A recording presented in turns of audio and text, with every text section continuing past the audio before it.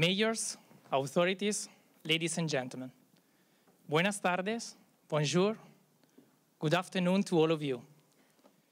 I am Filippo Gavazzeni, head of the Milan Urban Food Policy Pact Secretariat, and I'm here on stage together with Álvaro Porro, Commissioner for Food Policy of the city of Barcelona. It is our great pleasure that we open this 7th Milan Urban Food Policy Pact Global Forum.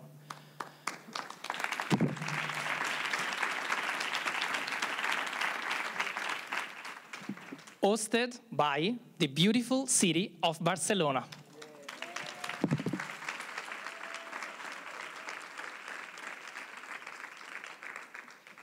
We gather around 500 participants. It's impressive, both in person and online, going through all the technicalities that have been an obstacle sometime, but we are 500 here. And we convene today, tomorrow.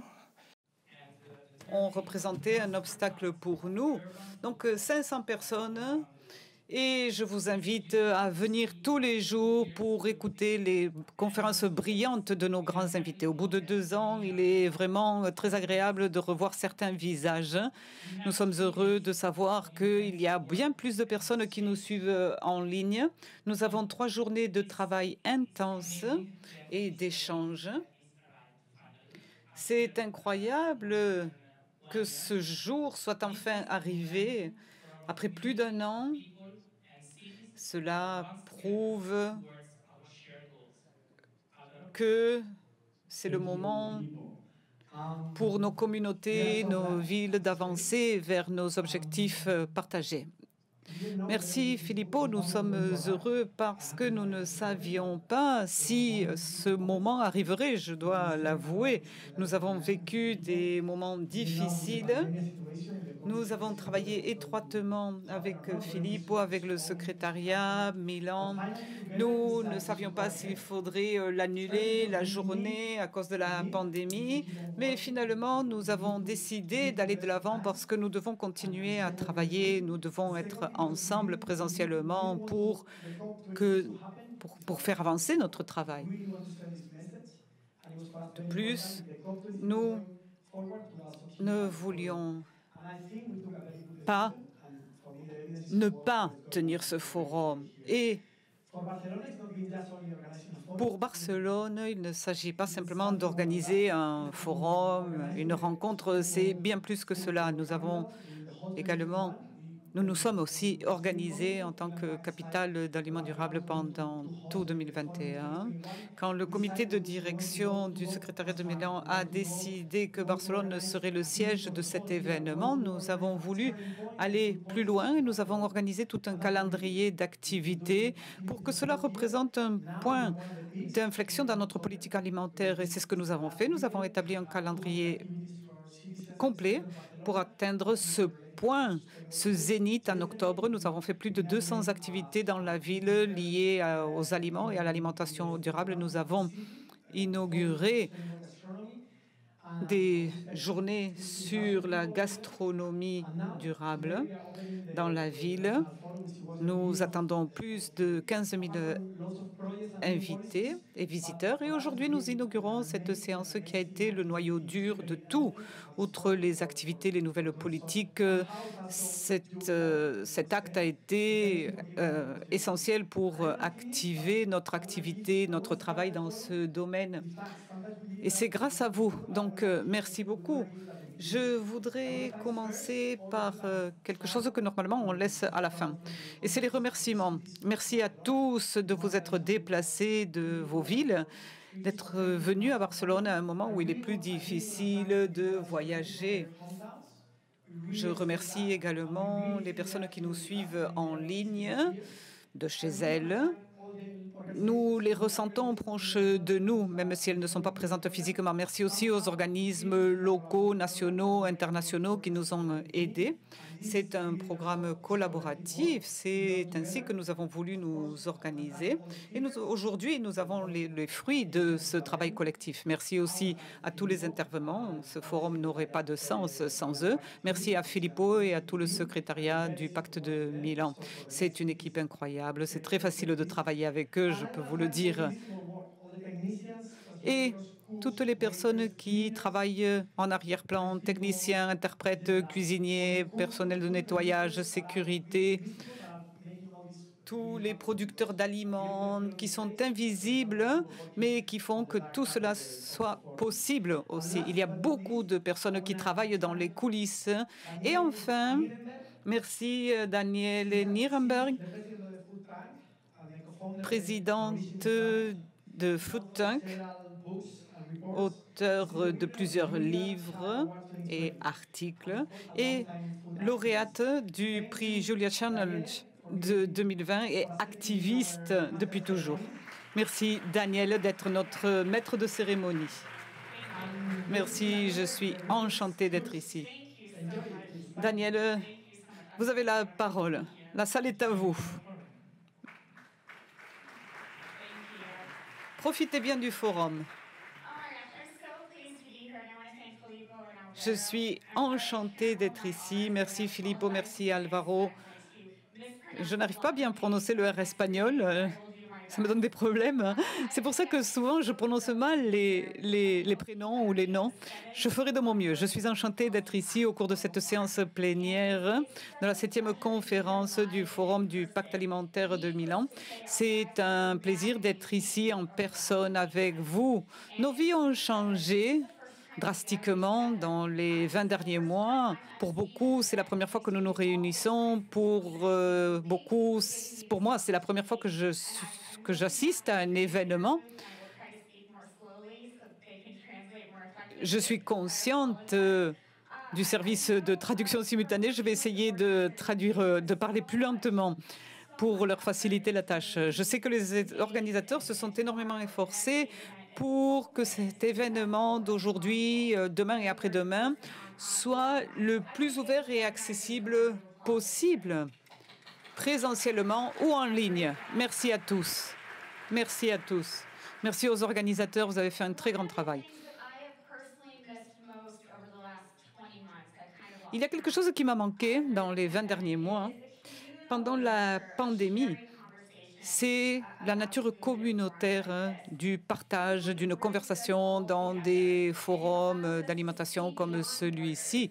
Les aliments nous réunissent, nous rassemblent et nous permettent de voir la promotion du mouvement, les partis politiques, tous les groupes qu'il y a derrière ce mouvement. Nous avons l'occasion de nous connecter et grâce à la pandémie, nous nous sommes rendus compte aussi que nous n'avons plus de temps à perdre chaque fois que nous nous réunissons présentiellement ou en ligne pour parler d'aliments, d'agriculture. Nous devons réunir toutes les voix possibles, jeunes, femmes, peuples indigènes et bien d'autres voix que l'on n'a pas suffisamment entendues. Au cours d'une des séances de ce matin, j'ai entendu quelqu'un dire il y a un besoin d'apporter plus de diversité à notre travail dans l'alimentation. Il est indispensable que l'alimentation fasse partie de notre dialogue. Et par chance, la politique alimentaire est un sujet pluridisciplinaire, transversal pour les gouvernements. C'est lié à l'administration publique, au secteur privé, à la santé, la justice sociale, l'économie, l'environnement et bien d'autres domaines. Le sujet de ce forum n'est pas une surprise. La relation entre aliments et environnement qui est une urgence. Je ne peux pas trop m'attarder sur l'urgence. Nous sommes en crise, nous devons trouver des solutions pour les problèmes les plus urgents, comme le changement climatique. Nous devons transformer notre manière de produire et de consommer les aliments, mais cette transformation comporte aussi de grandes opportunités. Et une grande partie de ces opportunités se trouve dans le pacte de Milan, justement.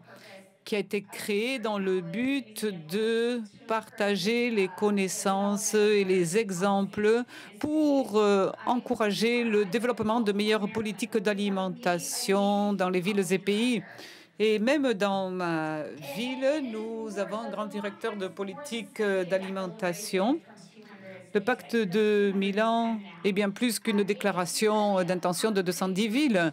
C'est vraiment un outil de travail concret pour transformer des systèmes agricoles et d'alimentation ciblés sur des alimentations saines. Le pacte établit que les alliances sont les points clés, tout comme les partenariats. Personne ne peut faire les choses dans son coin, isolé. Et depuis la conférence de l'ONU sur le changement climatique avec le Stock 26, il ne manque que 2 jours pour qu'elle ait lieu à Glasgow. C'est le moment de travailler maintenant. Nous pouvons résoudre la crise climatique, mais seulement si nous nous rendons compte de l'urgence et que nous connectons les produits entre tous, que nous nous connectons tous. C'est le moment de parler avec les politiciens et que les politiciens parlent avec les producteurs et les producteurs avec les entreprises. Et c'est le moment que les politiciens écoutent toutes les parties prenantes de l'alimentation et de l'agriculture. Nous devons continuer à réaliser des changements réels. Et j'observe les étudiants qui se trouvent dans cette salle. C'est pour eux que nous devons faire ce changement. L'urgence est plus forte que jamais. Je tiens à reconnaître ce mural si chouette qui est derrière moi. S'il vous plaît, on l'applaudit. Merci.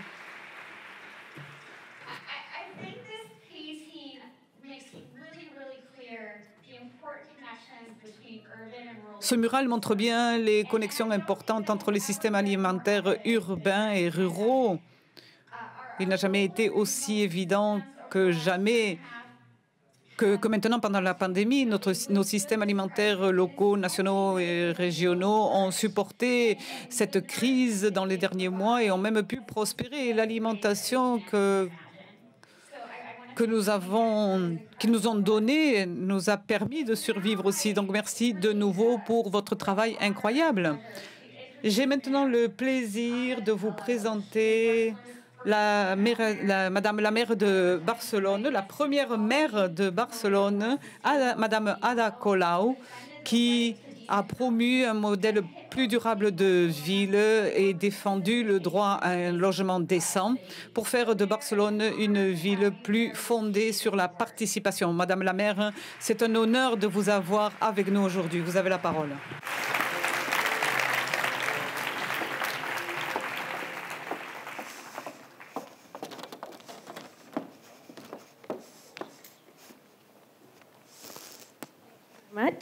Thank you. Mayors, authorities. Merci, messieurs et madame les maires, autorités, chers amis, soyez les bienvenus à Barcelone. Merci d'être ici.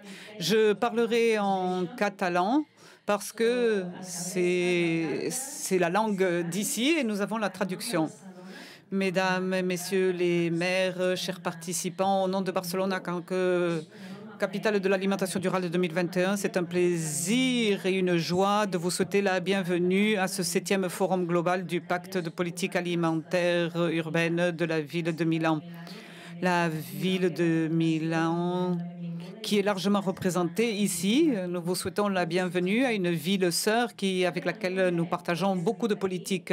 C'est un plaisir de pouvoir vous recevoir à Barcelone présentiellement dans un format hybride, en ligne et présentiel, parce que finalement, nous sortons de cette pandémie si dure qui a provoqué tant de souffrances.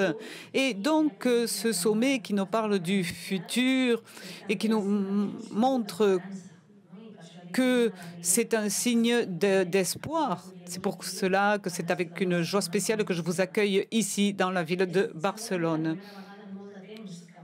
C'est la première fois depuis longtemps que beaucoup d'entre nous nous retrouvons et cela apporte une valeur spéciale.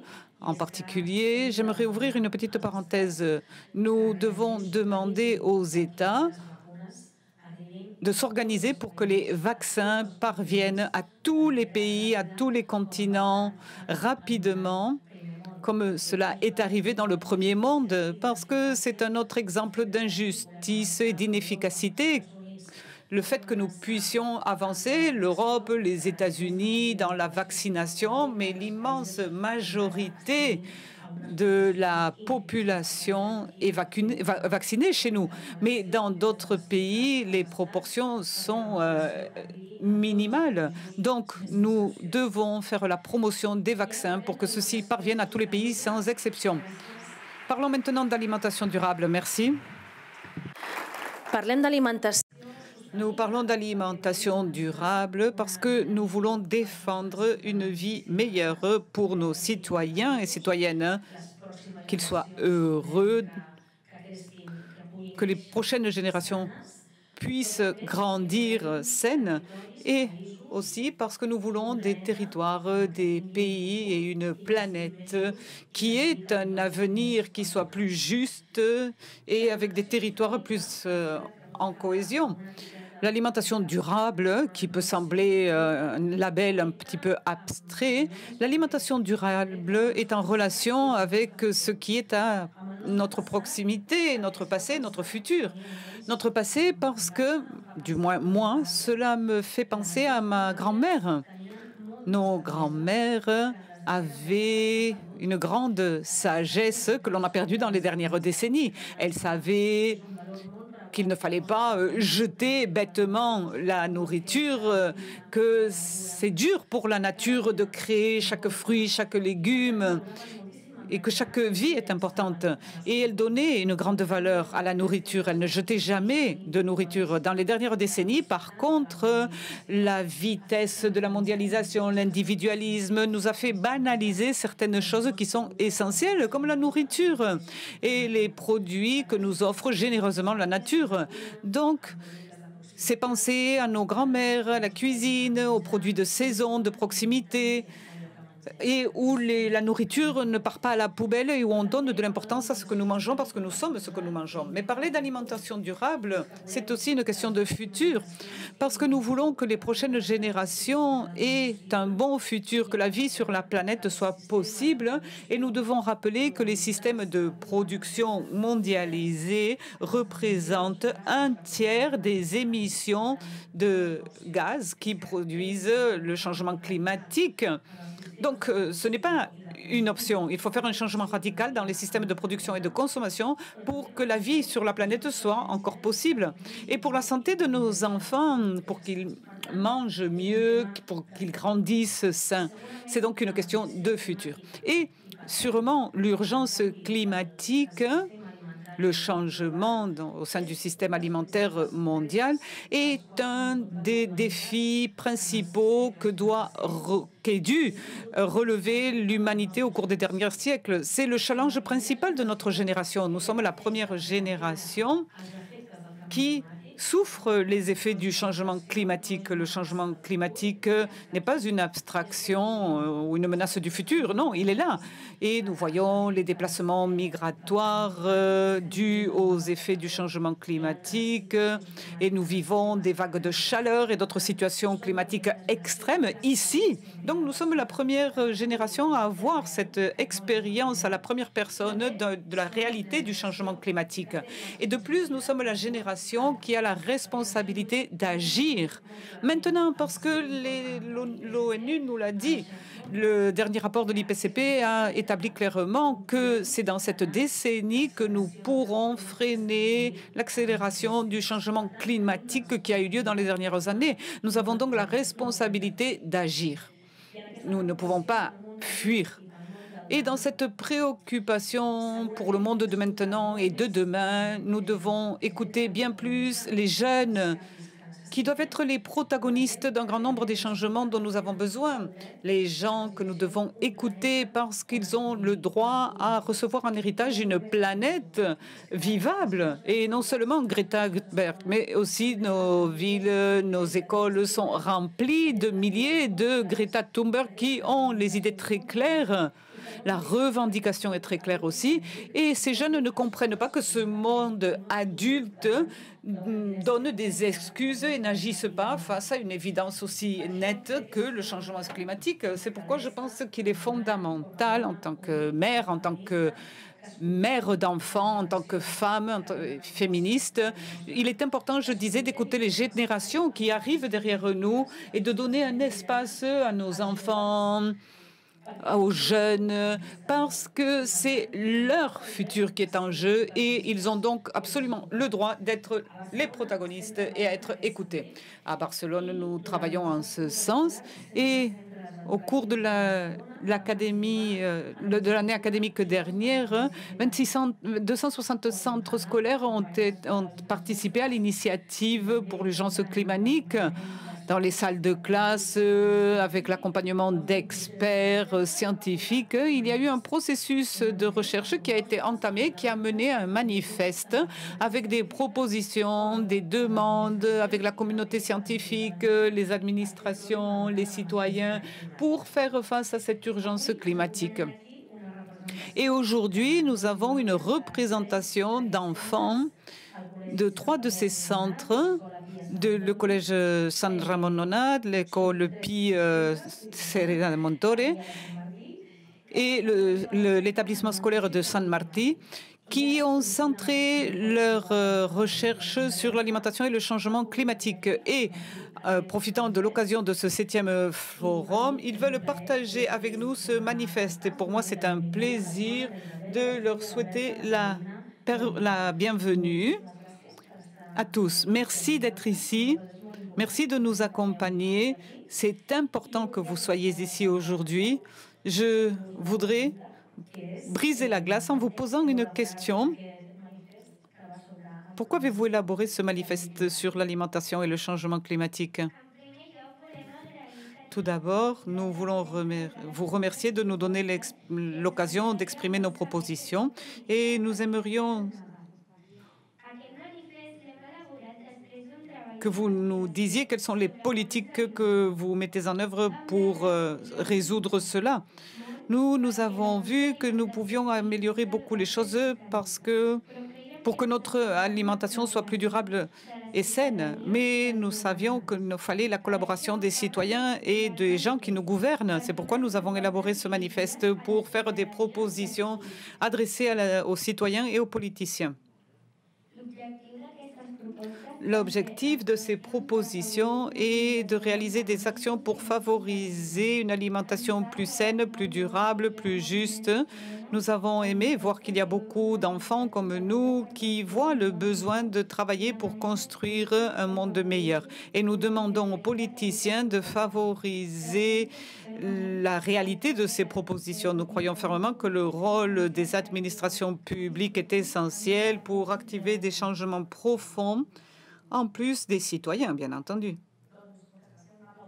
Merci beaucoup, on les applaudit.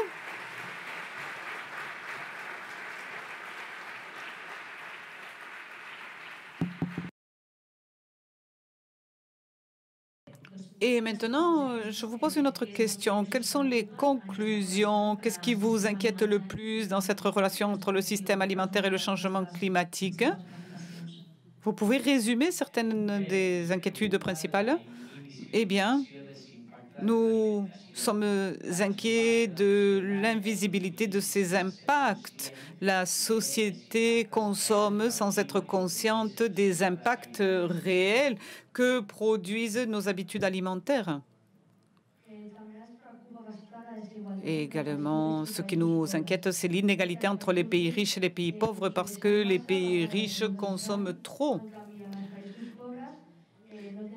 Et dans les pays pauvres, il n'y a pas un accès aussi facile à l'alimentation. Bien, merci beaucoup. Ce qui nous inquiète aussi, c'est le manque d'informations existant sur l'alimentation durable et saine. Nous pensons que cette information devrait être à la portée de la société et qu'il faudrait parler plus en profondeur de ce sujet dans des environnements sociaux éducatifs. Un autre sujet qui nous inquiète, c'est le temps, parce que cette culture de changement des habitudes de consommation prend beaucoup de temps et il faut être courageux pour faire des changements radicaux. Merci beaucoup. Merci à vous.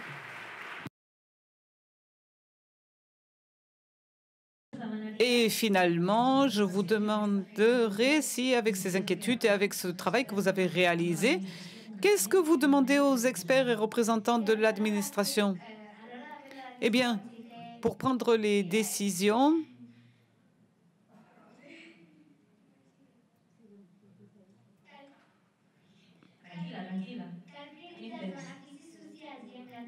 il faut privilégier les bénéfices sociaux et environnementaux au-dessus des bénéfices économiques. Et pour prendre des décisions et faire des politiques, les administrations doivent être courageuses et ne peuvent pas attendre davantage. Également, nous demandons à être écoutés et surtout, nous leur demandons d'agir. Toutes les demandes que nous faisons sont recueillies dans un manifeste que nous avons élaboré et que nous vous remettons aujourd'hui.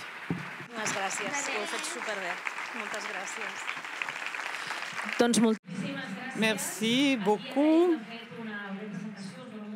Vous avez fait une très belle présentation bien résumée. Merci beaucoup parce que c'est imposant de parler devant un public aussi nombreux. Merci pour le travail que vous avez fait l'année dernière. Je suis sûre que vous continuerez à travailler en ce sens. Donc, merci beaucoup pour ce travail que vous faites.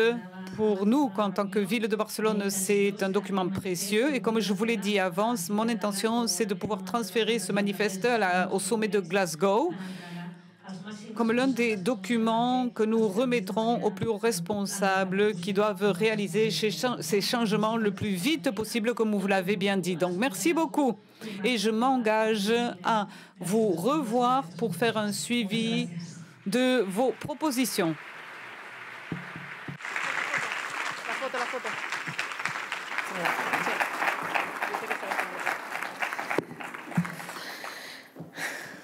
Doncs, efectivament, crec que és... Oui, effectivement, c'est une très bonne nouvelle de voir que nos jeunes s'impliquent parce que nous devons tous être des activistes du changement climatique. L'activisme général est une valeur sociale fondamentale d'engagement démocratique. Mais de plus, nos jeunes se soucient du bien commun, de la planète, de l'alimentation. Et donc, la responsabilité maintenant est dans les mains des adultes pour écouter, réagir et prendre les choses vraiment au sérieux. Donc, une des choses qu'ils nous ont dit également, et ils nous l'ont expliqué, c'est que les mots, c'est bien, les discours, c'est bien, comme aujourd'hui, pour mettre en commun les analyses que nous réalisons dans notre travail quotidien, mais que le temps des excuses est fini et que le moment est venu d'agir. Et c'est ce que nous devons amener des villes au sommet de Glasgow au début du mois de novembre. Et pour élargir les considérations que je voulais partager au cours de cette présentation et bienvenue, c'est que, comme nous le disons, cette décennie est une décennie décisive. Très peu de gens savent, comme l'ont dit les enfants, que le système de production et de consommation alimentaire en général génère un tiers des gaz à effet de serre responsables du changement climatique. Il y a donc cette méconnaissance et nous devons travailler donc à la pédagogie. Et une des demandes que nous devons transférer à tous les sommets, au cours de tous les sommets internationaux, ici à Glasgow ou que ce soit, surtout à Glasgow, c'est que depuis longtemps, nous demandons des efforts aux citoyens. Nous leur demandons d'être responsables. Nous demandons aux citoyens de consommer moins de plastique, moins de viande, de ne pas gaspiller, de ne pas polluer et d'utiliser moins la voiture, d'économiser de l'électricité. Nous demandons aux citoyens beaucoup d'efforts et de responsabilités. Et évidemment, nous devons le faire. Mais nous, en tant qu'État, avec toutes les responsabilités que nous avons, nous et les grandes multinationales, nous ne faisons pas les devoirs. Et c'est quelque chose que les villes doivent faire, vu leur proximité avec les citoyens, transférer aux responsables politiques qui se iront à Glasgow qu'il faut avoir plus de responsabilités pour prendre les décisions qui doivent être prises et qui doivent être prises dès maintenant, qu'il ne faut plus attendre parce que le moment est venu. La citoyenneté fait sa part. Et maintenant, les États et les multinationales doivent faire ce qu'elles ont à faire. Donc, nous avons un défi énorme face à nous qui n'est pas facile, mais c'est aussi une opportunité pour de nombreuses raisons. C'est une opportunité pour mieux vivre, avoir une vie plus saine, protéger notre planète, qui est notre maison commune. C'est une opportunité pour une économie plus prospère, plus juste et durable, parce que l'alimentation durable est aussi un pari économique de futur. Miser sur l'alimentation durable signifie renforcer notre économie locale de proximité, producteurs, éleveurs, pêcheurs, tous nos marchés, notre commerce. Nous aidons la planète et nous aidons notre économie.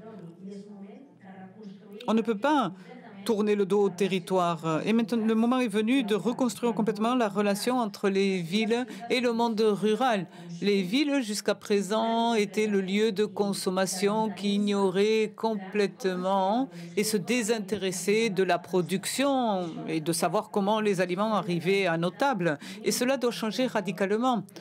Les villes doivent maintenant regarder vers leur environnement rural et assumer la responsabilité de prendre soin des agriculteurs, éleveurs. Et également, nous devons demander un traitement juste pour qu'ils poursuivent leurs tâches, parce que s'ils maintiennent leur activité, cela garantira la résilience de nos territoires urbains. Et la résistance au changement, parce que quand on propose des changements, il y a toujours des résistances. Mais cette résistance au changement ne va pas éviter le changement climatique. Les réponses au changement climatique arriveront tout simplement lentement, seront plus coûteuses économiquement. Et le pays le plus avancé dans les prochaines années sera le premier à devenir un pays sain et durable. Et aussi dans le domaine de l'alimentation, c'est le meilleur indicateur de sa connexion avec le territoire et la responsabilité de producteurs, négociants, consommateurs, de la manière la plus juste. Et j'en profite pour vous montrer la fierté face aux restaurateurs, marchés, producteurs qui parient, qui misent sur ce changement indispensable. Cela, nous l'avons vu au cours du forum gastronomique qui a eu lieu dans les derniers jours à Barcelone, consacré à l'alimentation durable et qui accueille plus de 300 entreprises et qui attend plus de 15 000 visiteurs face à cette situation d'urgence dont je parlais. Les villes ont un rôle transcendantal parce que plus de la moitié des citoyens vivent dans les villes et consomment 70% des aliments produits dans le monde. Modestement, je pense que les villes ont de l'initiative et ont envie de relever le défi. Et je tiens à souligner l'existence de ce forum et du pacte de Milan. Les villes ont prouvé leur grande capacité de leadership. Le pacte est né avec moins de 100 villes et maintenant nous sommes 210. Donc ceci vient s'ajouter à tout l'écosystème d'alliés qui nous entourent, réseaux de villes, différents organismes, pour avancer dans cette transformation du secteur alimentaire, membres d'organismes internationaux comme la FAO ou l'OMS, le C40, des membres d'organisations internationales concentrées sur l'alimentation dans les villes comme IPES Food, Y Foundation, etc. Le réseau d'alliés ne cesse de croître et le pacte de Milan est bien plus qu'un pacte, c'est un outil de travail concret Dans les villes, nous voulons partager les actions, les bonnes pratiques, les indicateurs et les évaluations.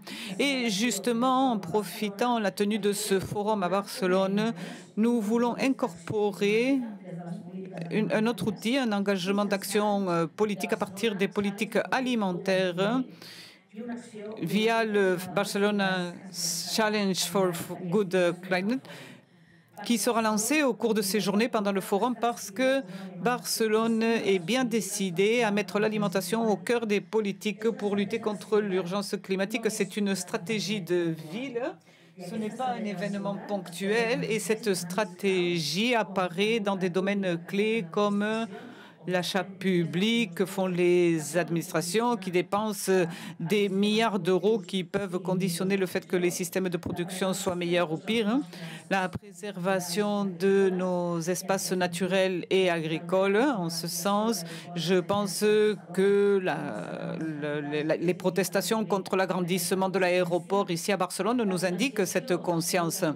Le renforcement des produits locaux et de proximité, le soutien à la restauration qui mise sur l'alimentation durable ou le travail avec les écoles sont certains des facteurs les plus importants pour établir les fondations de ce futur plus durable, meilleur pour les prochaines générations. Et je finis. Le moment d'agir, c'est maintenant.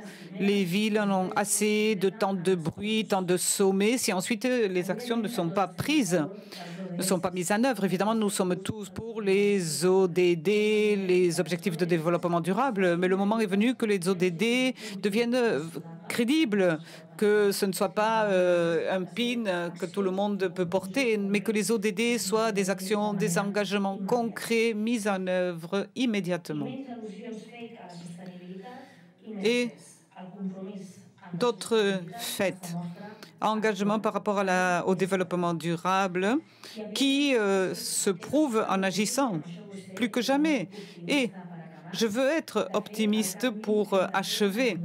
Pour arriver à ce changement au sein du modèle de production, il faut favoriser un changement dans les habitudes de consommation pour avoir une alimentation équilibrée, saine, et que les systèmes de production soient tous justes et durables. C'est parfaitement possible et il nous faut une volonté politique et aligner tous les acteurs qui interviennent dans cette chaîne de production et de consommation. Pour parler de tout cela, je suis heureuse de vous avoir parmi nous, mais il y a d'autres personnes qui ont essayé de venir jusqu'au dernier moment. Des maires, Bandana Shiva, aussi ambassadrice de cette capitalité et qui voulait être ici, mais à cause des restrictions de la Covid, cela lui a été impossible. Mark Raj, Patasvith, Francisco Branca, Malcolm Frank et bien d'autres personnes qui participeront à ces journées. Et c'est un honneur qu'elle le fasse. C'est un programme intense avec des échanges d'expériences et de bonnes pratiques. Et dans les prochains jours, nous pourrons apprendre et revendiquer. Et j'espère que vous profiterez aussi des visites organisées par toute l'équipe d'alimentation durable que je remercie. Je remercie le commissaire Álvaro Porro, toute l'équipe qui a énormément travaillé dans ce contexte si incertain, avec tant de difficultés. Mais nous voilà, nous sommes là. Et nous pouvons tenir cette semaine et ce sommet grâce au grand travail réalisé dans les derniers temps. Et nous avons aussi ce rendez-vous concret imminent, la conférence des Nations Unies sur le changement climatique, la COP26 à Glasgow au début du mois de novembre, où la voix des villes doit être entendue. C'est l'engagement que prend Barcelone parce que depuis le sommet de Paris, beaucoup de choses sont arrivées et il y a aussi beaucoup d'engagements qui n'ont pas été tenus. Et au cours du sommet de Glasgow, les États devront montrer s'ils prennent le changement climatique au sérieux, un changement climatique qui est là, qui est très grave et que si nous n'agissons pas dans les 10 prochaines années, nous serons les responsables de mettre en danger la vie de nos enfants et des prochaines générations. Donc, pour défendre la vie sur la planète et défendre un futur de prospérité avec optimisme, conviction et détermination, nous, les villes, sommes ici avec les citoyens et nous amènerons ces engagements du Forum de Barcelone au sommet de Glasgow pour faire entendre notre voix et pour passer des mots aux actions. Merci beaucoup pour le travail réalisé et merci d'être là.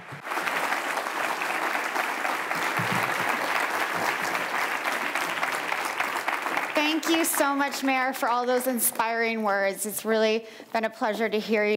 Merci beaucoup pour ces propos aussi inspirateurs. Merci de créer le lien entre le développement durable et notre lutte contre le changement climatique. Je dois faire maintenant quelque chose de très spécial. Vous présenter une vidéo de Pau Gasol, 6 fois All-Star, et il nous parlera de l'importance de l'alimentation saine pour les enfants. Une chose dans laquelle il consacre énormément de temps et de ressources.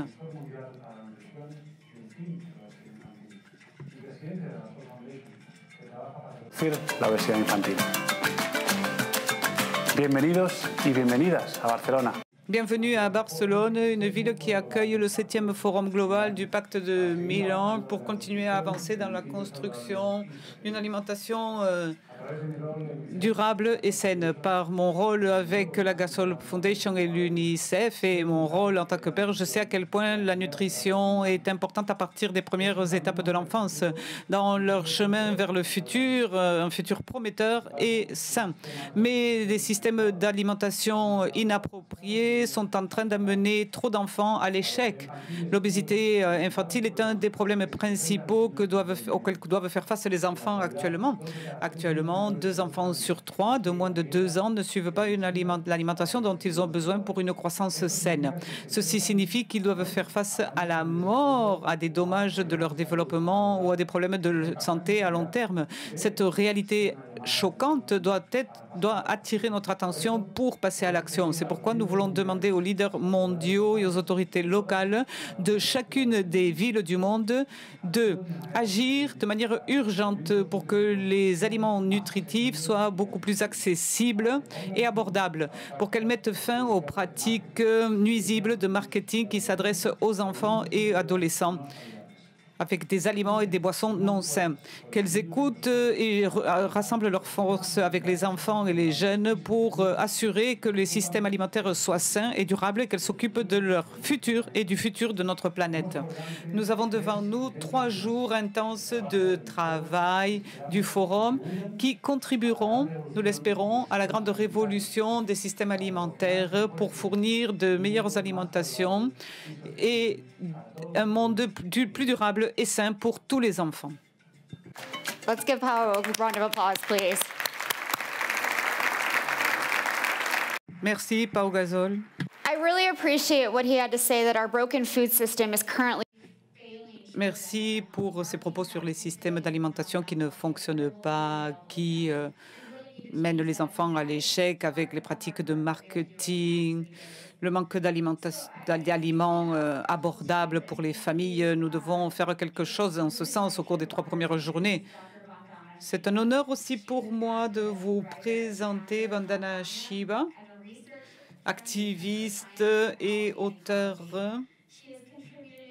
et un chercheur infatigable de sciences et écologie. Elle a fait beaucoup d'apports à la pensée des aliments, comment les cultiver, les consommer, de grands apports à notre pensée concernant les systèmes d'alimentation.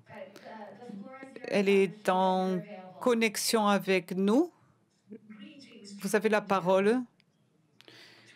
Salutations de l'Inde à vous tous, réunis à Barcelone. Je vous envoie tout mon amour. J'aimerais être avec vous, mais nous vivons des moments difficiles et Je dois me joindre à vous en ligne, mais mon cœur est avec vous et mon esprit aussi. Nous pensons de la même manière sur la nécessité du changement. Les aliments sont au cœur du changement. Les aliments sont au cœur aussi de ce qui s'est mal passé, mais aussi de ce qui peut bien se passer. Et les villes sont au cœur aussi du changement du système d'alimentation. Au fil des années, j'ai appris que les aliments sont ce que l'on fait passer de la terre à la plante, c'est ce que l'on crée avec le soleil et la feuille verte par la photosynthèse, ce qui crée les hydrates de carbone et crée des aliments, mais devient aussi du carbone pour la terre. Nous avons le pouvoir de travailler avec cette terre si grande, si vivante, pour réduire le changement climatique. 50% des émissions de gaz à effet de serre viennent d'un système industrialisé et mondialisé d'agriculture et alimentation. Et je dirais même anti-agriculture et anti-aliments, parce que l'agriculture, c'est la terre, et avec les instruments qui sont utilisés, quand ces instruments sont des herbicides, des pesticides, des engins industriels, l'exploitation des travailleurs, ne pas prendre en compte la santé des personnes, ce n'est plus de l'agriculture. C'est un crime contre la terre. Les aliments sont le soutien de la vie, et quand les aliments deviennent une menace pour la santé, c'est anti-aliments.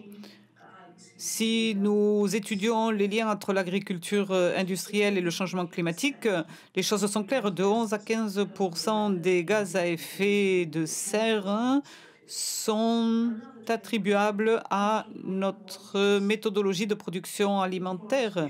20% est lié à l'exploitation des matières premières, la coupe des forêts, qui devrait être le poumon de la terre, le Congo, l'Amazone, l'huile de palme, la forêt indonésienne. Ce sont des zones qui doivent être protégées pour leur diversité et pour le futur de la planète et de l'humanité. Autrement, nous exploitons des matières premières, et 90% sont pour les biocombustibles et les aliments pour animaux, et non pas pour résoudre le problème alimentaire humain.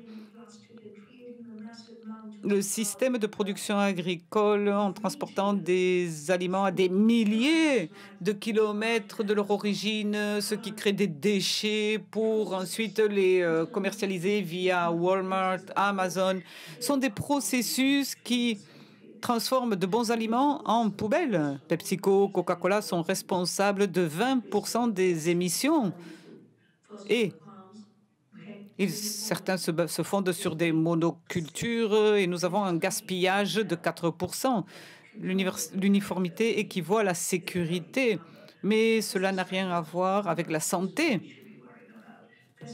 Un concombre qui a des fissures, qui est craquelé, c'est un concombre sain. Les concombres n'ont pas à être complètement lisses. Et les pommes ont une taille et une forme parfaite.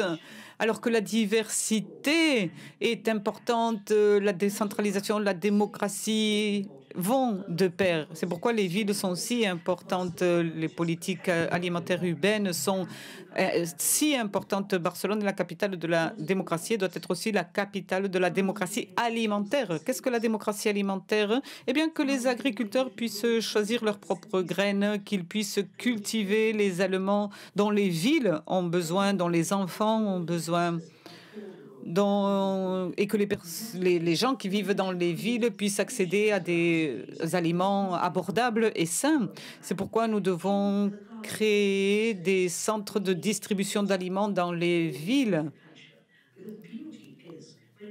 L'empreinte carbone des villes aussi doit prendre en compte l'agriculture, parce que quand nous changeons à l'agriculture régionale et à l'éco-agriculture, nous faisons partie de la solution.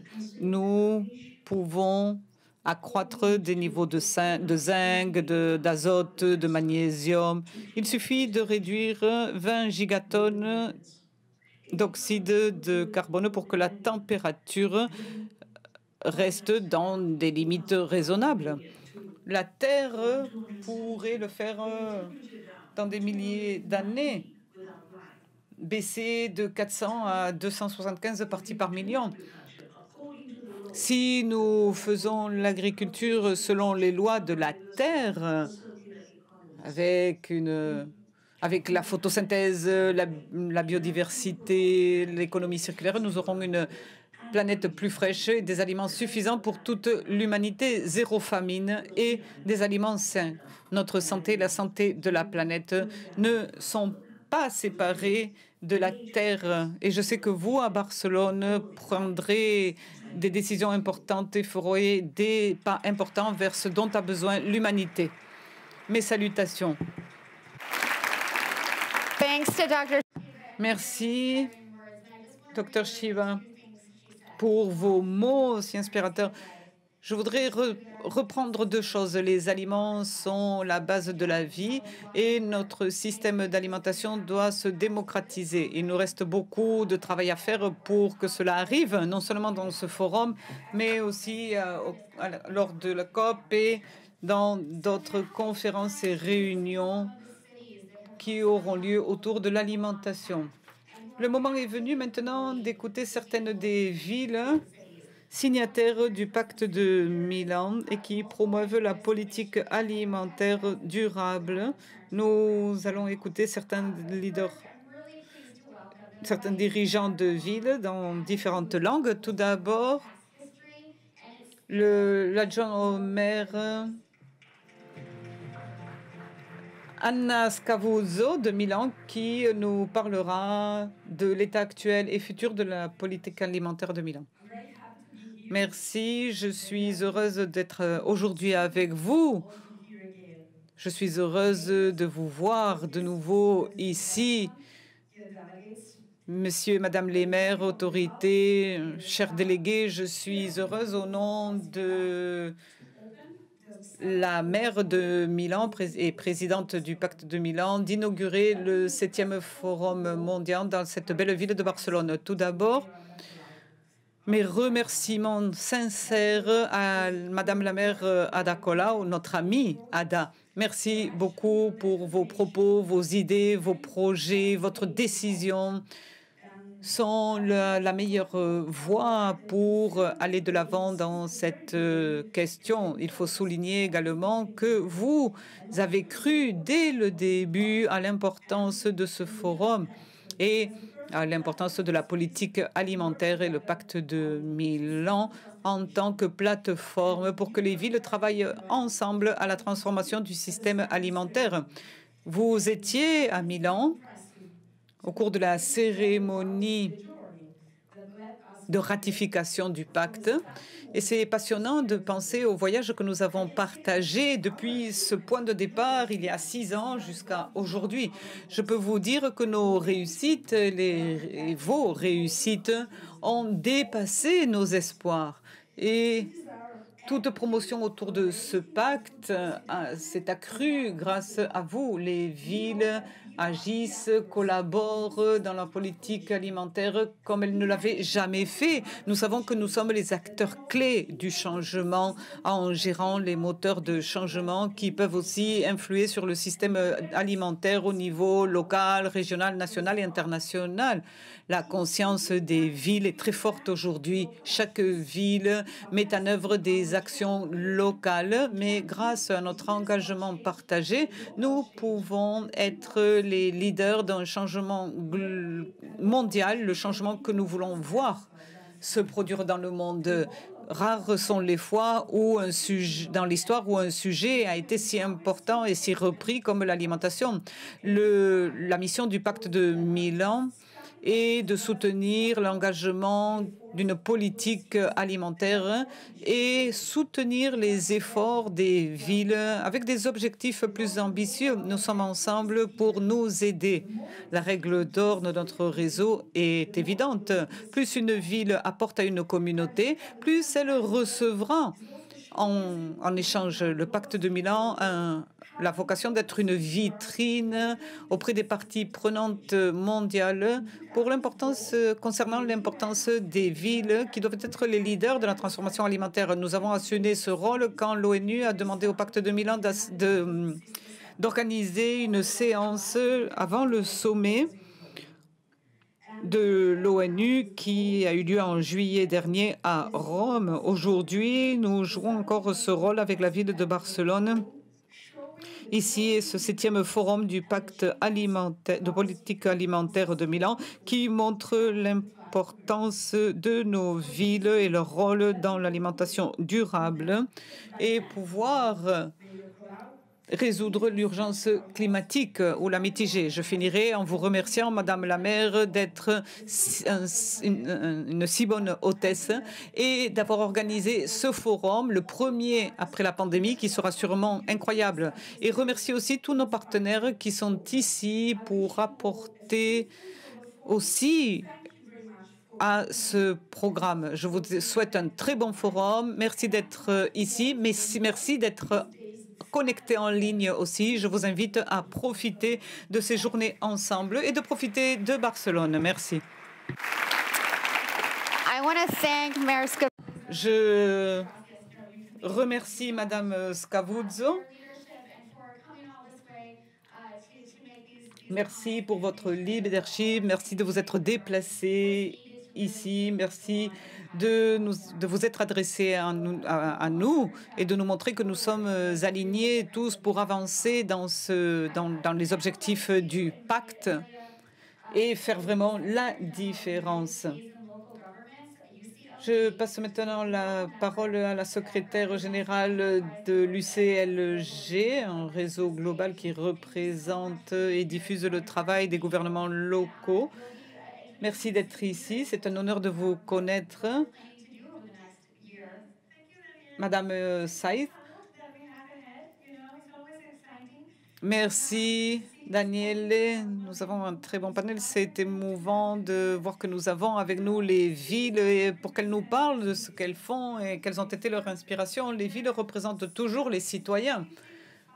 Elles sont au service des citoyens. Et il y a des sujets, des domaines spécifiques dans lesquels les villes ont une responsabilité encore plus grande. Elles donnent un service aux citoyens, mais aussi elles protègent leurs rêves, leur potentiel. Et ça, c'est Et les aliments sont un de ces sujets, de ces domaines. Les villes doivent parler au nom des citoyens dans d'autres domaines de l'administration, comme l'a dit Madame Colau. Nous devons faire en sorte que le monde comprenne que le système d'alimentation que nous avons actuellement n'est pas voué à nourrir, mais à produire et consommer. Et ça ne veut pas dire nourrir. Nourrir, c'est autre chose. Donc, les conversations que nous aurons contribueront à changer le système, mais aussi à accroître notre conscience concernant les acteurs à impliquer pour la réalisation de ces changements. Je tiens à remercier les organisateurs et le réseau de villes jumelées, Klein, la FAO, évidemment. Merci de nous avoir aidés à promouvoir tout cela sous l'égide de Barcelone et de Milan. Donc, nous aurons avec nous le maire adjoint de Kazan. Merci de nous accompagner. Eugénia, bienvenue. Le maire de Bordeaux, Monsieur Pierre Urmic. Pouvez-vous monter sur la scène, s'il vous plaît? Bienvenue, Monsieur le maire. Nous avons également la ville de Birmingham qui nous accompagne aussi. Veuillez monter sur scène. Madame Hamilton et également l'adjoint au maire de Milan, Madame Scavuzzo. Nous allons commencer notre conversation.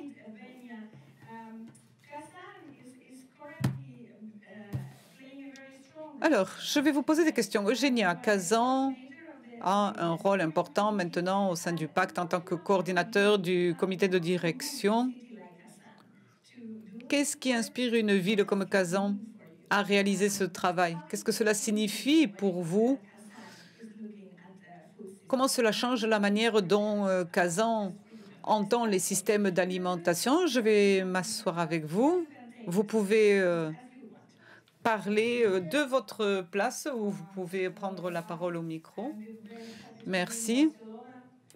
Bonjour à tous. Je suis heureuse d'être à Barcelone, offline, au nom de Monsieur le maire de Kazan et en mon nom. Je vous remercie de m'avoir invité à cet événement international. Le pacte de Milan est la stratégie alimentaire la plus innovante au monde.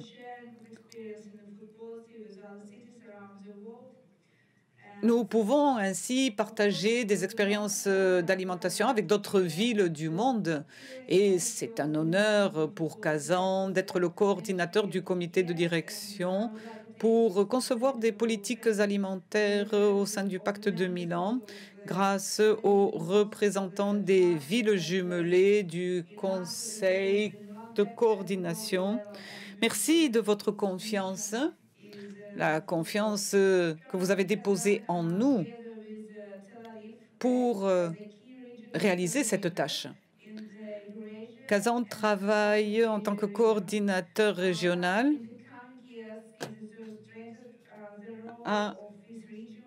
en Asie du Sud-Est et en Eurasie.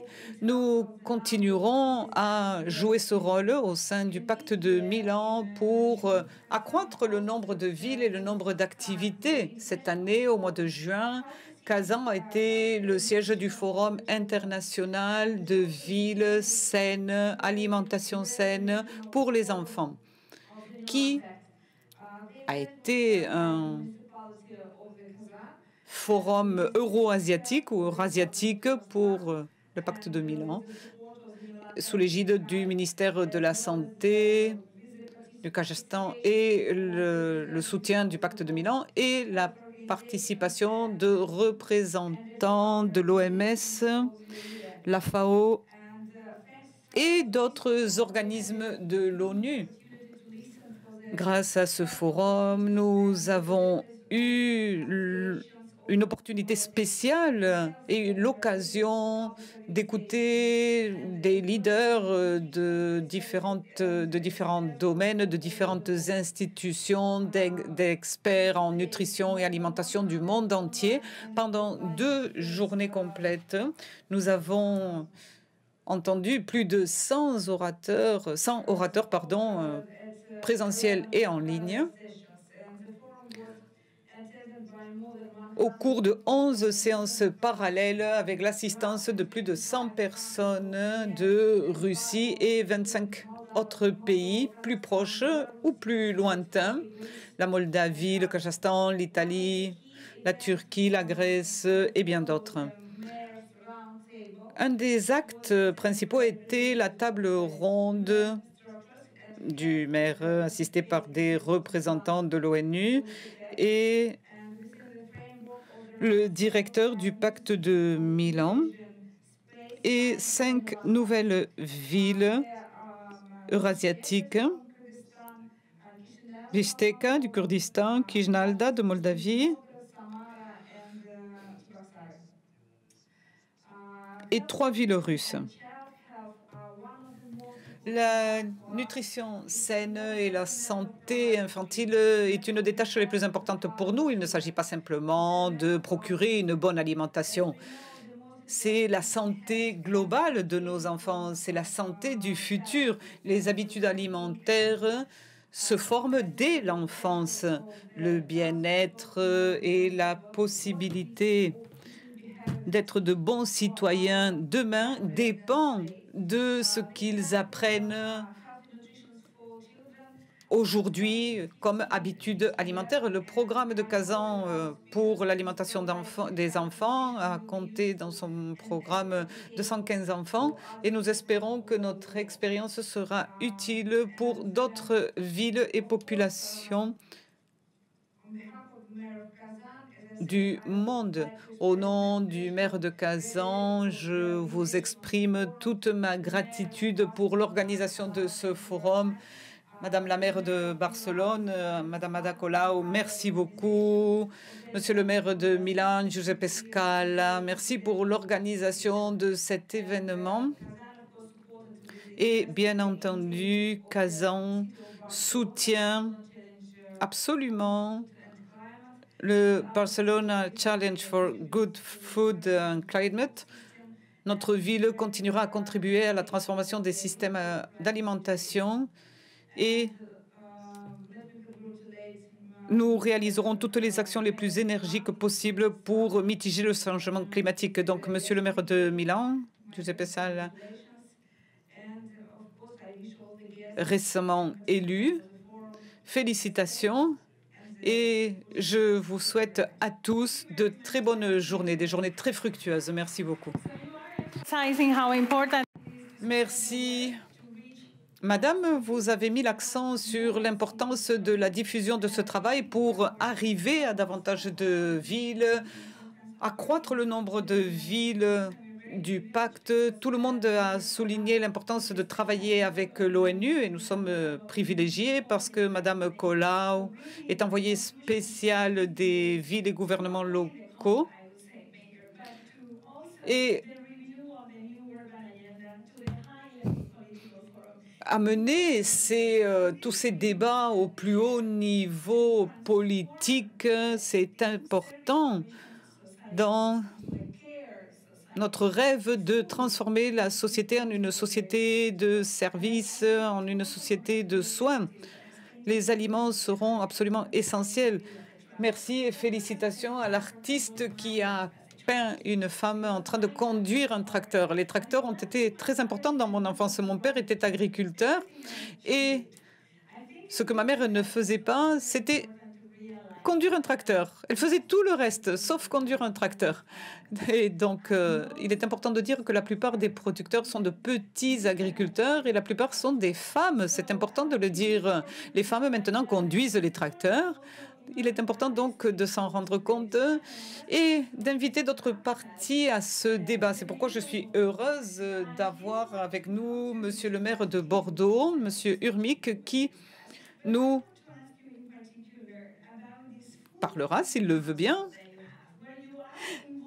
Je voudrais vous poser une question. Le Conseil de politique alimentaire qui compte aussi la participation d'autres partis. Est-ce que vous pouvez nous l'expliquer un petit peu? Vous avez la parole. Merci. Je voudrais dire d'abord en préalable que j'ai été frappé par les témoignages des enfants de Barcelone tout à l'heure. Et je voudrais m'adresser à eux en leur disant que les soucis, les questions et les exigences des enfants de Bordeaux sont exactement les mêmes que celles des enfants de Barcelone. C'est en tout cas les questions qui nous reviennent régulièrement, et notamment à travers notre conseil municipal des enfants, ce qui prouve bien le caractère tout à fait universel des questions que nous nous posons à l'occasion de ce forum du pacte de Milan. Ce que je voudrais vous dire aussi, c'est que la ville de Bordeaux est très heureuse d'être signataire de ce pacte. Elle se sent tout à fait concernée par les axes de travail qui ont été fixés. Et je parle ici, moi, en tant que nouveau maire. J'ai été élu maire de Bordeaux il y a à peine un peu plus d'un an. Et je tiens à vous dire que dès le début de notre mandat, nous avons fait de la résilience alimentaire, c'est-à-dire de la volonté de faire de Bordeaux une terre nourricière, une priorité fondamentale. Je donnerai notamment comme gage le fait que nous avons une élue municipale qui est entièrement dédiée à cette fonction. Elle est d'ailleurs là, elle m'accompagnait aujourd'hui à Barcelone, donc elle bénéficie d'un budget spécifique, d'une équipe spécifique, donc nous avons vraiment fait de ce sujet-là une des priorités municipales. Et pour le faire, nous nous sommes dotés très rapidement d'un certain nombre d'outils. D'abord, des villes comme Bordeaux comme beaucoup d'autres, ces dernières années ont été particulièrement bétonnées, bitumées, c'est-à-dire que nos derniers espaces de nature, qui servaient traditionnellement aussi à pratiquer de l'agriculture. Nous étions à Bordeaux une terre de maraîchage, des terrains alluvionnaires particulièrement riches sur le terrain agricole. Mais ces terrains-là ont été, ces dernières années, totalement sacrifiés au profit de la promotion immobilière, c'est-à-dire au profit du béton, du bitume, et en tout cas de l'artificialisation des sols. Nous avons décrété, sitôt élu, le zéro artificialisation des sols, qui consiste à dire qu'on ne pourra plus construire sur nos derniers espaces de nature parce que nous en avons besoin. D'abord, nous en avons besoin parce que ce sont des poumons verts qui nous aident à résister au dérèglement climatique. Ce sont des puits de carbone naturels, mais aussi, et surtout, et j'ai envie de dire, nous voulons, je le disais, une terre nourricière, c'est-à-dire nous voulons des terres agricoles en ville. Et pour cela, il faut commencer déjà donc par geler un urbanisme galopant. Et ce zéro artificialisation des sols, nous l'avons imposé. Nous le négocions actuellement avec les acteurs de la promotion immobilière. Et nous avons complété ça par un programme que nous appelons Bordeaux Grandeur Nature, qui consiste à végétaliser massivement une ville qui est très minérale, et pour nous doter d'une politique de renaturation et de développement de l'agriculture en ville. Pour ça que nous cherchons à bâtir un système alimentaire générant moins de pesticides, moins de transport et de gaspillage, mais aussi plus de lien social et de solidarité. Donc nous avons, au-delà du fait de décréter ce zéro artificialisation, sanctuariser un certain nombre de sites. Très concrètement, nous avions un site de 40 hectares au nord de Bordeaux qui était promis à l'urbanisation. Mais nous l'avons immédiatement arrêté et nous allons y développer un projet agroécologique très ambitieux qui côtoiera un éco-campus de formation à l'agriculture en ville qui va s'installer à côté. Donc, si vous voulez, installer une filière dans un endroit qui était promis à une urbanisation. Nous demandons à tous les promoteurs, tous les opérateurs immobiliers d'intégrer des espaces de maraîchage au sein de leurs bâtiments. Et nous venons d'ailleurs de valider un projet d'un demi-hectare comprenant des terres, un atelier de transformation et une épicerie solidaire. Nous impliquons également nos institutions culturelles. On a à Bordeaux de bons musées. Certains se livrent déjà à des expositions en lien avec la résilience alimentaire, mais aussi nous profitons de ces bâtiments qui ont parfois des larges toitures. Je pense en particulier à l'un d'eux, la Basse-Sous-Marie. Nous allons installer une ferme aquaponique de 2000 m² sur le toit de ce bâtiment. Donc l'aménagement de nos espaces publics prévoit également des potagers collectifs. Et nous plantons désormais des arbres fruitiers dès que nous pouvons. Et pour donner l'exemple, nous avons un jardin de la mairie, à côté de la mairie de Bordeaux, qui accueille traditionnellement des parterres de fleurs, mais désormais, au milieu des fleurs, on plante également des légumes, on fait pousser des légumes qui sont ensuite donnés à des associations caritatives. Je dirais pour favoriser également les circuits courts, ça a été évoqué, c'est l'une des dimensions de la résilience alimentaire. Pour favoriser les circuits courts, nous avons programmé 3 micro-fermes dans nos différents quartiers, accolés à des ateliers de transformation alimentaire, car Bordeaux n'en comptait plus aucun. Donc voilà quelques-unes, si vous voulez, des initiatives, pas trop long, des initiatives concrètes que nous avons d'ores et déjà mises en œuvre, que nous avons prises, qui fonctionnent sur le terrain. Après, nous avons aussi d'autres projets, mais je veux pas être plus long. Ça, ce que je vais vous indiquer, c'est ce que nous avons déjà concrètement réalisé en quelques mois sur le terrain de la ville de Bordeaux. Merci. Merci, monsieur le maire, pour cet exemple très. Gracias, señor alcalde. Not every city in the world has as much land. Merci, monsieur le maire, pour toutes ces explications. Mais évidemment, certaines villes n'ont pas autant de terrain, mais c'est sûr que quand on n'a pas de terrain, on peut faire d'autres choses, comme l'ont fait nos amis de Valence en Espagne avec un centre sur les aliments. Il y a beaucoup de choses que l'on peut faire si l'on n'a pas le terrain, la terre. Et je pense qu'il est très important de mettre en valeur les possibilités qu'ont les villes pour influer sur la production. Je pense à mon propre bâtiment, mon propre immeuble à Barcelone. La ville a créé un petit potager pour cultiver des légumes. Et donc, ces petits gestes sont aussi une partie importante de tout cela. Nous passons maintenant à Birmingham avec Paulette Hamilton qui nous accompagne, conseillère municipale de Birmingham. C'est un creuset de culture d'université, Birmingham, et une ville qui a joué un rôle important pour monter un cabinet de consulting autour de l'alimentation. Oui, bon après-midi, messieurs et madame les maires, autorités, merci à tous les participants. Bonjour, Birmingham est enchantée d'avoir reçu l'invitation et d'être ici pour partager cette expérience et apporter de la valeur à ce que nous faisons dans ce forum. Comme cela a été dit, nous sommes une ville d'1 200 000 personnes. Nous sommes une ville diverse. Nous sommes un creuset de culture. Nous sommes multireligieux. Nous avons différentes traditions dans notre ville. On parle de plus de 100 langues. Il y a plus de 80 nationalités et groupes ethniques. Donc, une ville très, très diverse. Imaginez une ville du premier monde où il y a de l'argent facile et on pourrait passer par la grande rue et ne pas trouver de bons aliments à manger. Il n'y a que des fish and chips ou des fast-food. Imaginez dans une ville comme la mienne où il y a des enfants qui vont à l'école et qui ont faim parce qu'ils n'ont pas mangé. La base de la vie, ce sont les aliments. Si on ne mange pas, on ne peut pas se concentrer, on ne peut pas étudier. Donc, dans notre ville, nous avons vécu beaucoup de problèmes en ce sens.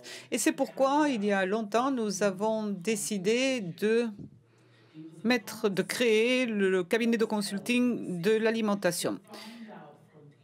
Nous avons eu des conversations, des débats dans notre ville pour découvrir directement, en écoutant les gens, ce qu'ils voulaient et ce dont ils avaient besoin. Mais bon, la pandémie est arrivée et nous avons passé 20 mois de confinement total. Mais ce que nous a prouvé la pandémie, c'est que les problèmes concernant l'alimentation sont au premier plan.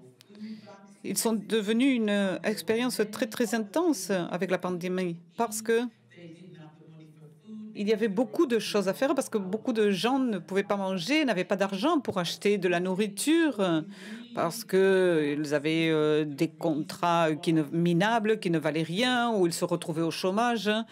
Et donc, nous avons vu que c'était un problème urgent. Dans toute conversation, les citoyens doivent être au cœur de ce que l'on fait, parce qu'il faut être en coproduction. Je dis toujours que je ne peux pas faire quelque chose, que vous ne pouvez pas faire quelque chose pour moi sans moi. Si je ne fais pas partie de cela, ce ne sera pas inclusif. Je ne serai pas incluse et vous ne saurez pas ce que je veux. Ce que nous avons essayé de faire, c'est d'être inclusif, nous, dans notre cas. Nous avons fait en sorte d'arriver au cœur des communautés par le biais des organisations qui sont là, qui peuvent nous aider. Comme vous le voyez, je suis une femme noire. On me considère comme quelqu'un à qui il est difficile à accéder, mais je suis née à Birmingham, j'ai grandi à Birmingham, j'ai ma famille à Birmingham. Ce n'est pas difficile d'accéder à moi. Parfois, ça dépend comment on veut accéder à quelqu'un pour commencer les conversations. Donc, ce que je veux dire, c'est que nous devons nous assurer que nous interagissons à différents niveaux. Nous avons travaillé avec différentes agences parce qu'on ne peut pas faire les choses seul dans son coin. Nous avons créé le forum d'aliments sains aussi. Et par le biais de ce forum, dont je suis la présidente, nous avons inclus différentes agences, associations de bénévoles et autres pour pour nous assurer que nous transmettons le message correct, non seulement de la mairie aux citoyens, mais aussi que la mairie écoute les citoyens. Nous avons travaillé avec les entreprises et avec notre tissu associatif de volontaires. Nous avons une implication directe aussi dans des sondages en ligne, des questionnaires en ligne. Et donc, ce que nous avons essayé de faire, c'est de parler avec les gens, parvenir aux gens, mais aussi de profiter du numérique pour parvenir au plus grand nombre possible de personnes. Parce qu'on peut atteindre les gens, toucher les gens de différentes manières. Les jeunes vivent leur vie à travers leur portable. Bon, c'est super. Donc c'est facile. Mais Birmingham a 1 200 000 habitants. Donc nous sommes une ville nombreuse, mais nous sommes une ville jeune aussi. Seulement 15% de la population a plus de 60 ans. Nous sommes donc une ville très jeune. Et qu'avons-nous fait? Nous avons réaliser des dynamiques de groupes, mais les groupes devaient appartenir à des secteurs différents de la société, non seulement des groupes habituels, disons-le ainsi, mais par exemple des groupes de personnes handicapées, des groupes LGBTI, pour nous assurer que nous écoutions leur voix, les communautés de minorités ethniques, mais aussi les groupes de femmes qui ont cette richesse et bien d'autres. À partir de ces conversations sur l'alimentation, je voudrais partager avec vous certaines des conclusions. Les gens veulent un environnement alimentaire plus sain.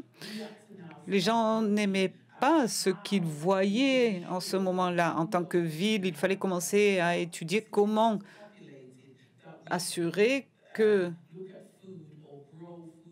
même si nous avions une ville où nous pouvions cultiver des aliments de manière différente, dans des terrains, dans des potagers verticaux, ou profiter des espaces des maisons, entre les maisons, d'une autre manière pour cultiver des aliments. Parfois, ça dépend de comment on voit les choses. Si on change la manière dont on perçoit les choses, on peut trouver des solutions. Il y a aussi la manière dont les gens cultivent les légumes. Et il nous fallait aussi des aliments variés. Parce que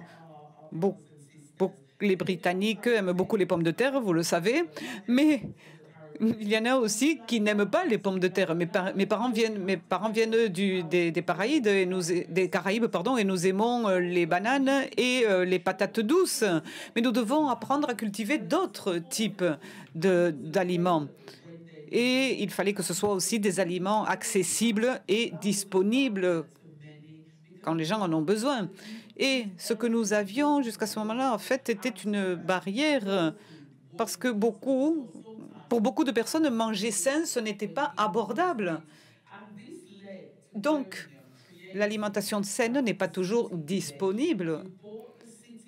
Birmingham est donc arrivé à cet engagement de ville, un engagement de ville que nous avons amené à ce forum.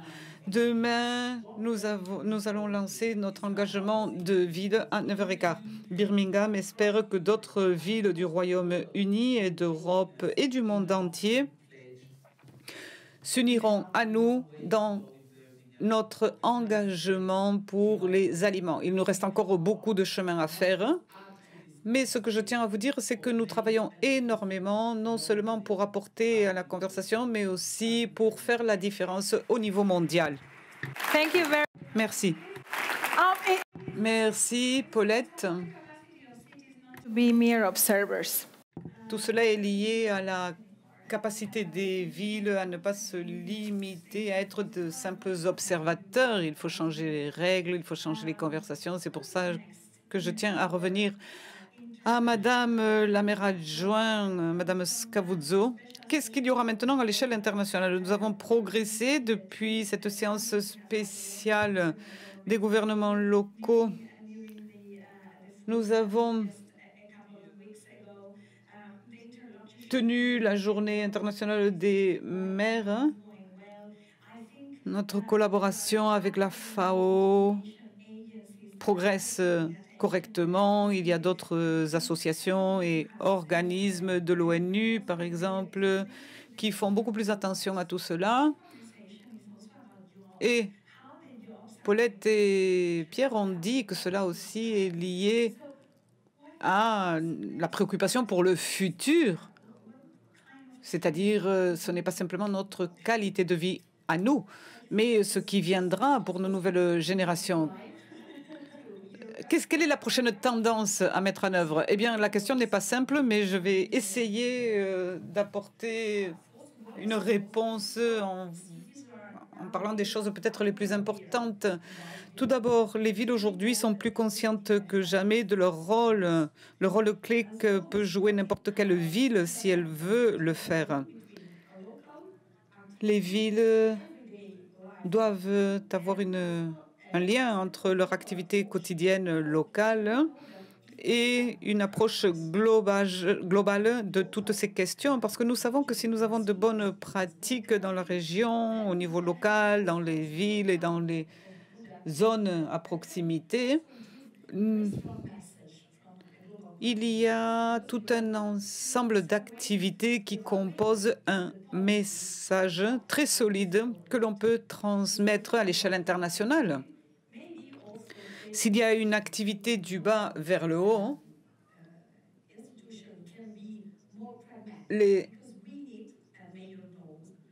la transmission aux institutions mondiales peut être plus faisable parce qu'il faut être plus pragmatique. C'est sûr, comme cela a été dit, nous avons besoin d'idées, nous avons besoin d'une approche holistique, mais aussi une approche concrète aussi, parce que quand les gens, par exemple, viennent nous voir à la mairie, eh bien, ce qu'ils veulent, c'est des réponses.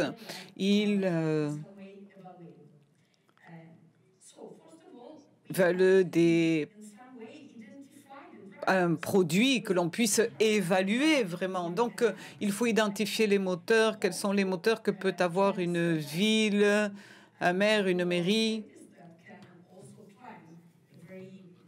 qui peuvent suggérer, qui peuvent planifier une activité si importante pour tous? Eh bien, tout d'abord, il faut identifier les objectifs communs et une méthodologie de travail, parce que si nous voulons agir dans un système durable et transformer notre système d'alimentation, nous avons besoin d'une action systémique du point de vue local. Je pense qu'il y a un moteur que nous avons en tant que ville dans un grand nombre des organisations qui ont été citées, l'ONU, la FAO, l'OMS. Toutes se concentrent aussi sur les enfants. Et ce n'est pas un hasard. À Rome, nous avons eu l'occasion de parler de la coalition des réfectoires scolaires, des cantines scolaires. Un des moteurs les plus importants, ce sont les cantines scolaires. Chaque ville, grande ou petite, a des enfants qui vont à l'école. On peut avoir une approche multiniveau en travaillant dans les cantines scolaires. On peut aussi atteindre différents objectifs de développement durable, zéro faim, partenariat d'aliments, zéro déchet, etc. Suggérer de bonnes habitudes, des habitudes d'alimentation saine. De cette perspective, une activité avec plusieurs parties prenantes pour se focaliser sur de multiples objectifs qui peuvent être atteints avec différents acteurs, ainsi que la possibilité de travailler de différentes manières en suggérant une activité à chacun. J'ai parlé de l'alimentation saine et, par exemple, à la cantine scolaire, on peut choisir le menu, mais aussi on peut promouvoir une bonne relation avec le secteur agricole, urbain et périurbain. On peut promouvoir le bio, l'organique.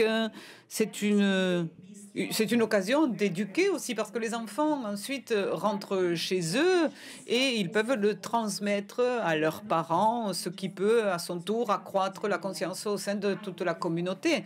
Et je ne parle pas simplement des cantines scolaires à Milan. Je ne veux pas parler seulement de Milan, mais j'ai une liste. Séoul, Gate et Milan connectent des producteurs locaux et des cantines scolaires. Paris, Dakar et BIM travaillent pour transformer le système d'achat en organique. Kazan et Bruxelles réforment leurs cantines scolaires pour atteindre des objectifs de développement durable.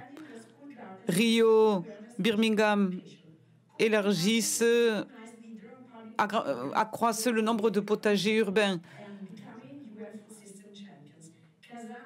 Kazan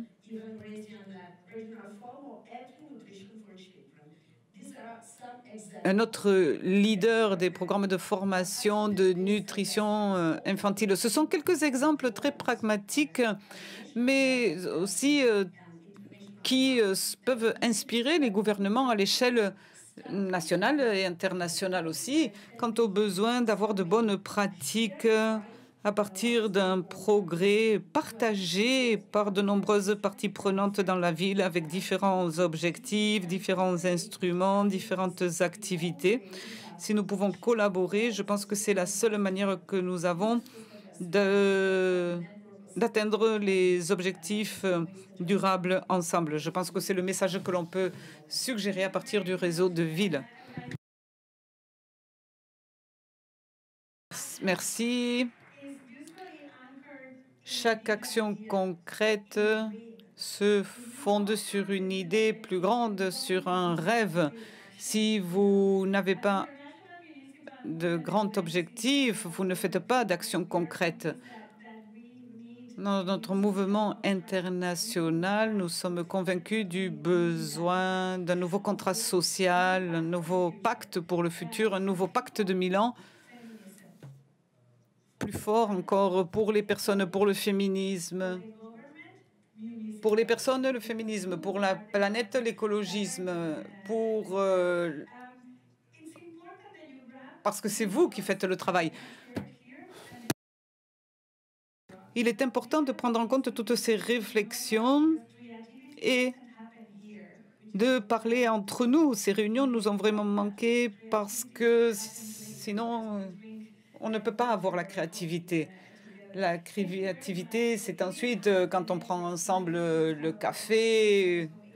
Donc, merci d'avoir donné aux Villes Unies et Clé l'occasion d'être avec vous aujourd'hui. Nous sommes très engagés à faire que le pacte soit tout un succès.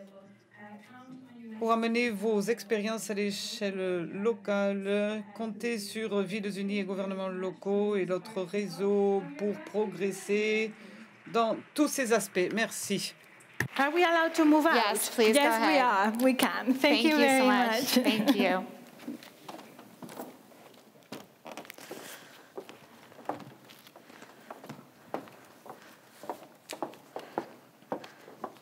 I want to give Amelia and all of these speakers a round of applause. They did a wonderful job. Donc, on applaudit, s'il vous plaît, tous nos orateurs.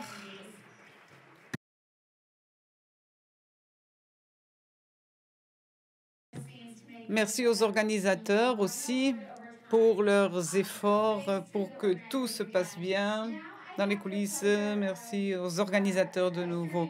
C'est un plaisir maintenant de voir d'écouter le directeur général de la FAO, Soudan New, qui partagera avec nous ses réflexions sur le rôle des villes dans l'agenda global de l'alimentation.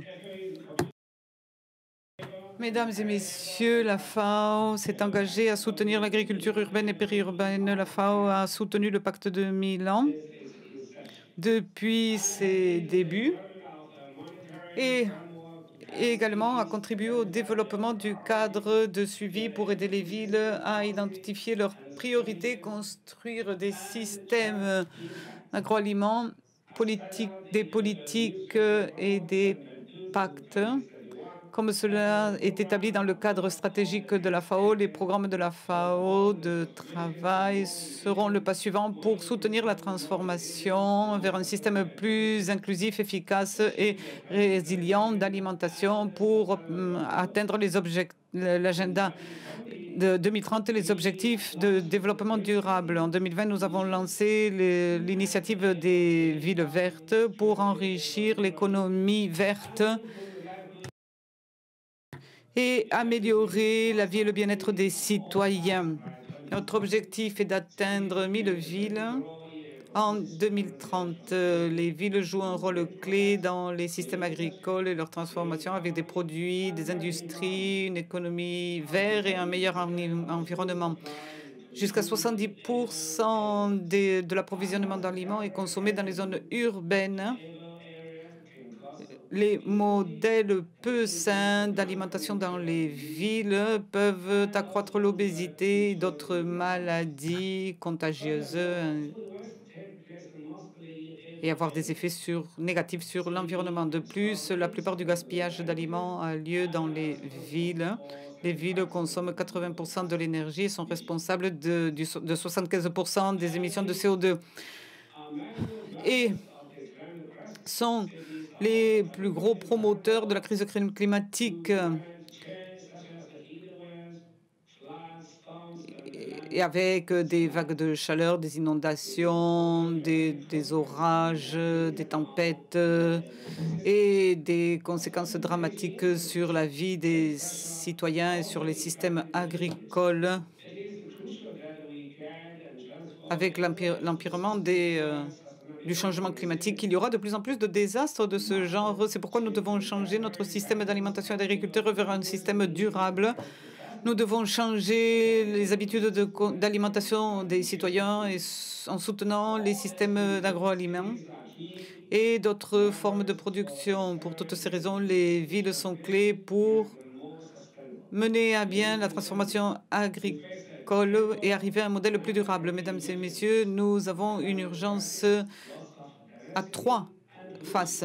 Le changement climatique, manque de biodiversité et la pollution. Les villes peuvent apporter la solution, peuvent contribuer à la solution de manière significative dans le contexte du sommet de l'ONU sur l'alimentation et un groupe de travail du système urbain de l'alimentation avec 26 membres, y compris le pacte de Milan et la FAO qui exprime la voix des gouvernements locaux pour entreprendre des actions dans ce domaine. La FAO a fait un appel à l'action pour promouvoir des actions cohérentes dans des systèmes agroalimentaires. Les gouvernements nationaux doivent construire des capacités pour une alimentation plus saine et sûre et transformer les systèmes d'alimentation. L'initiative de Villes Vertes et la FAO travaillent pour un meilleur développement durable, y compris l'agriculture, la sylviculture urbaine et périurbaine. Ces systèmes d'agroaliments urbains font partie de notre cadre stratégique. La FAO est engagée à soutenir les gouvernements à tous les niveaux de la transformation des agroaliments pour une meilleure nutrition, un meilleur environnement, une meilleure alimentation, une meilleure vie pour tous, qui ne laisse personne derrière soi. Nous devons continuer à travailler avec le pacte de Milan. Je vous souhaite beaucoup de succès dans ce forum global. Merci. Thanks so much to Mr. Dong Yu and for FAO's commitment. Merci, Monsieur Dong Yu, pour l'engagement aussi de la FAO pour améliorer les systèmes urbains d'alimentation. Il a raison, nous sommes face à une triple crise et les villes ont un rôle important à jouer dans la solution. Nous arrivons ainsi à la fin de la séance d'inauguration. Mais ne partez pas encore, nous avons beaucoup de séances parallèles. Et je demande un fort applaudissement pour tout le monde. Et peut-être se mettre debout pour bouger un petit peu. Ça fait longtemps qu'on est assis. Donc un fort applaudissement. Merci. Deux petites questions de logistique. Ne partez pas encore. Il faut Il y a l'APP de l'application du pacte de Milan. Vous y trouverez les séances qui peuvent vous intéresser. Vous devez vous enregistrer, surtout pour le protocole Covid, avec la stratégie de régionalisation, comme nous l'avons dit. C'est un forum très spécial. Les repas seront produits localement. Ce sera organique, élaboré par des cuisiniers incroyables qui ont travaillé avec des producteurs locaux. Merci à tous, à tous les cuisiniers qui ont permis cet événement. Nous avons un service aussi de location de bouteilles d'eau que l'on peut remplir et ensuite rendre avant de partir. Maintenant, une petite pause. Et vous pouvez ensuite rejoindre les séances sur les systèmes d'alimentation locaux, résoudre le changement climatique, stratégie de responsabilisation